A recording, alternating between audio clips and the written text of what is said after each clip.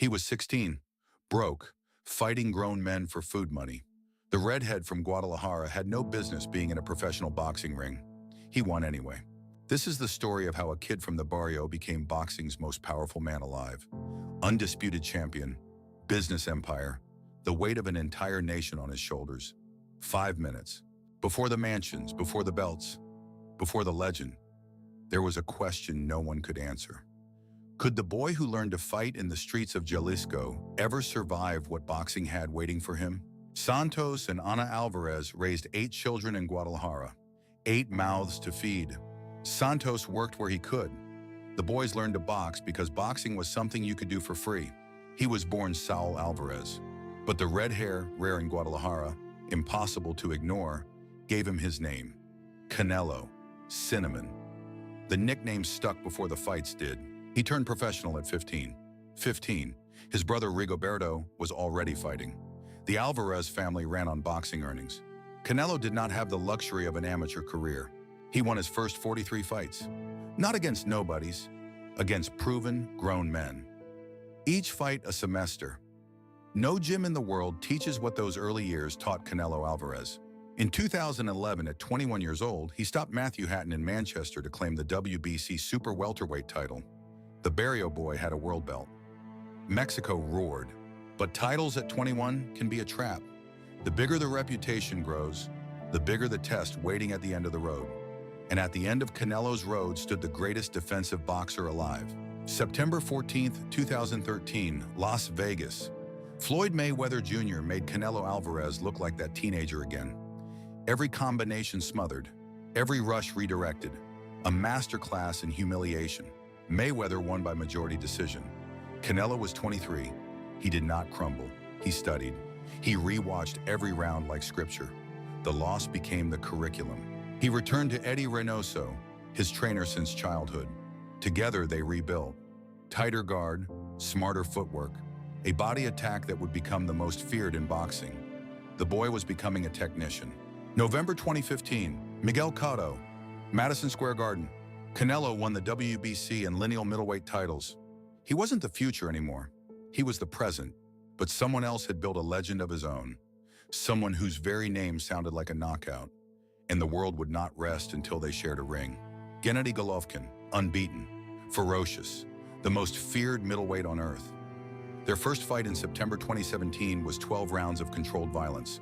The judges called it a draw. Almost no one agreed. Then came the shadow.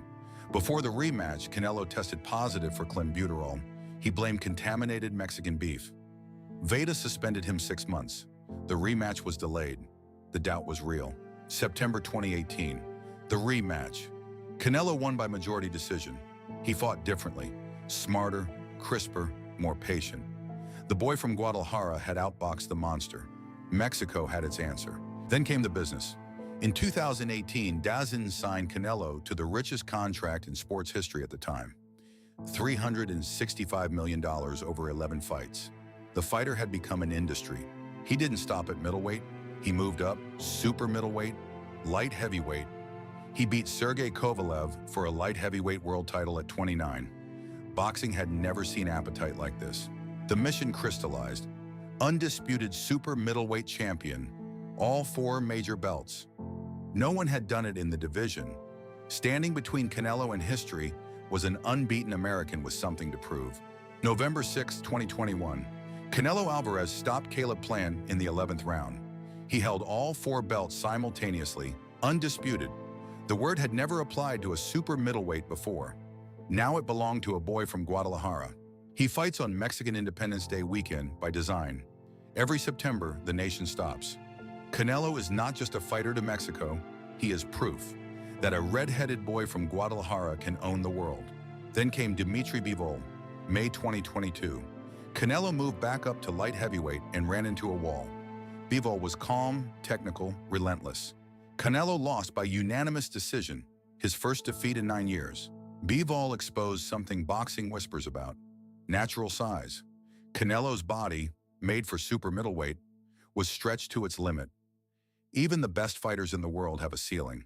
The question was what Canelo would do with his. He answered it first by returning to Golovkin. A third fight, September 2022. Canelo stopped him in the 6th round.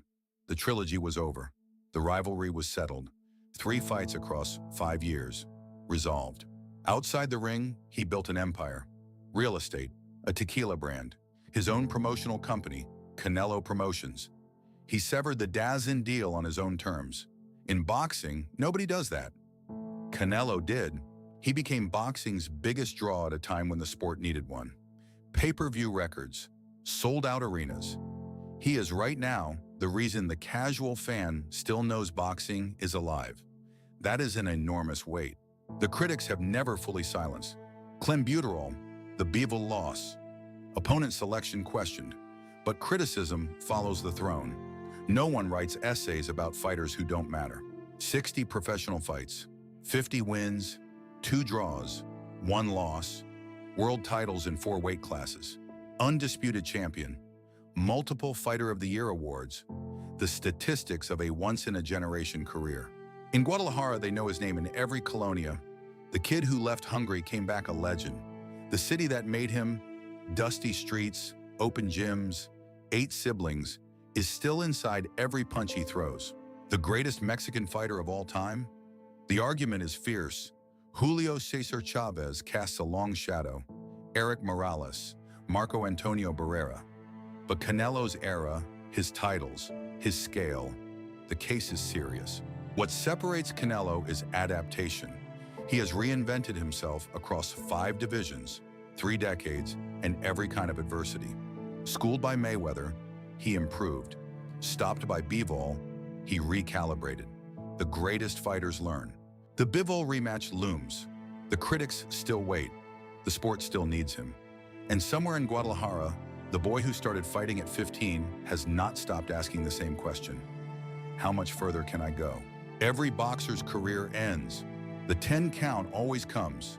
But right now, Saúl Canelo Alvarez is still standing, still swinging, still answering the bell. The Redhead from Guadalajara is not finished yet. The 10 count, subscribe, the fights, and the men left standing after them.